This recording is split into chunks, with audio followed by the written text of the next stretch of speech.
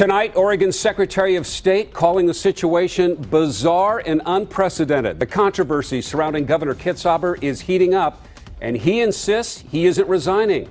But state leaders in Salem are calling for the governor to step down. At 5 o'clock, good afternoon. I'm Jeff Gianola. I'm Ann State. We have complete coverage tonight. Ken Boddy is in Salem right now. He's talking to key players, and Dan Tilken is in the newsroom looking into the most recent turn of events. Let's start with Ken, though, live in Salem.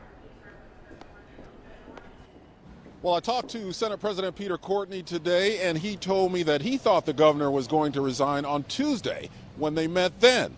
During today's meeting, he says that he and House Speaker Tina Kotek just laid it out. I met with the governor this morning, and Speaker and I both met with him. And I asked him for his resignation. An emotional Peter Courtney describing the meeting with Governor Kitzhaber, a governor under fire. I never dreamed that I'd be in this position, ever. Ever. We're not used to this kind of thing. This is historic. He was struggling. It's unclear to me whether he will or not. He did give me a note later on. I was at the podium presiding that he had was trying to reach the Secretary of State to set up a transition. I mean, this thing gets very involved in terms of our dependence or interrelationship with the executive branch and the legislative branch during a legislative session. That's why it makes this so significant, in my humble opinion. Thursday afternoon, State Treasurer Ted Wheeler joined the call, calling the ethics controversy surrounding the governor and his fiancée Cylvia Hayes untenable. The magnitude of the distractions. Courtney told us the controversy and the impact of the ongoing investigations are compromising the governor's effectiveness and that of his staff during a legislative session where the state's work needs doing.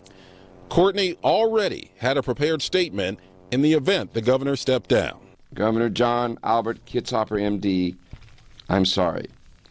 I know that together Oregon and her people will get through this.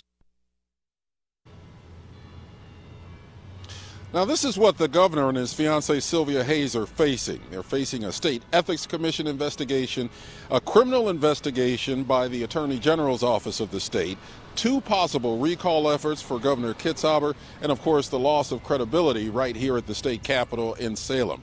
Now, this all stems from Cylvia Hayes taking money from environmental groups while she acted as an advisor to the governor on those very same issues.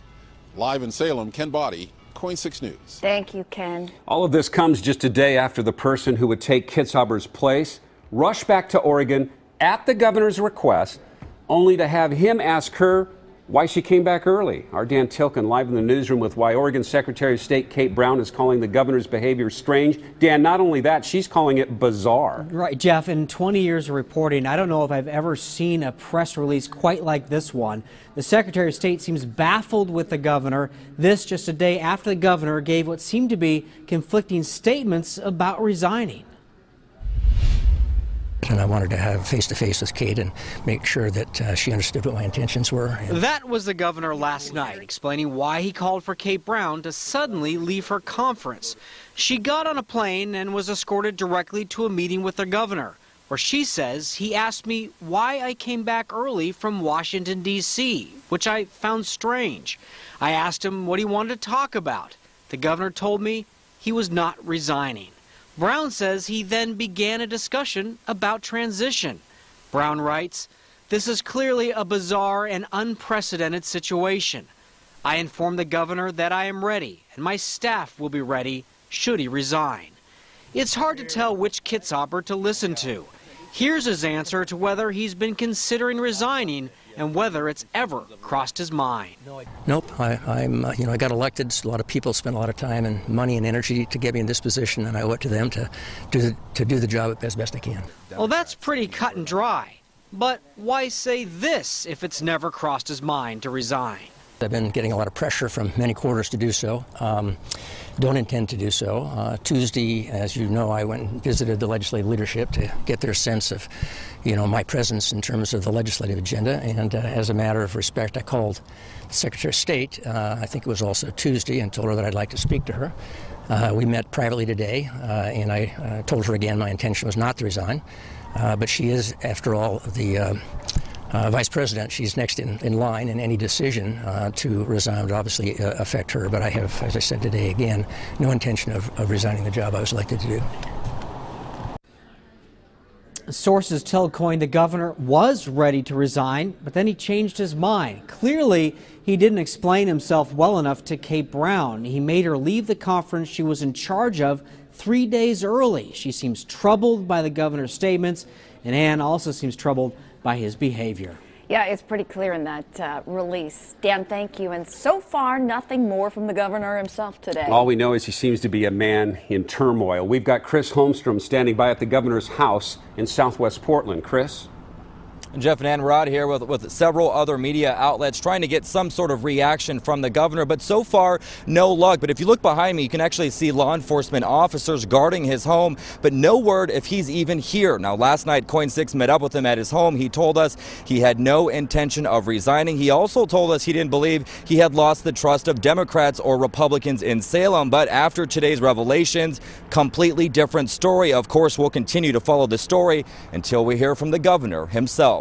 Reporting live from southwest Portland, I'm Chris Holmstrom for Coin 6 News. Chris, thank you. We want to give you some perspective. We're joined now by political science professor Ben Gaskins. Ben, thank you for being here. And Ben, everything almost unbelievable today, the events that have unfolded. And the press release that came out, we wanted to ask you, why would the Secretary of State write, bizarre, unprecedented? What do you think is her motivation for putting that out there right now? Well, it seems fairly clear that she's wanting to distance herself from the governor as much as she possibly can to make sure that she is not tainted by the scandal, that she is just, I think, as confused as the rest of Oregon residents are, and to make sure that if the governor does resign, that she can take over with more or less a clean slate and not come to his rescue, not come to his defense, but say that I don't really know what he's going to do and what is going on. Ben, something else very troubling. Late this afternoon, a Willamette Week article said that the governor's office, the governor had requested that his personal emails be scrubbed from the state archives. That was back on February 5th when he knew a criminal investigation was about to take place. That's pretty troubling. It makes it look like he's trying to cover up for something for sure. And he was told that any attempt to get rid of emails would be seen as criminal tampering or something along those lines.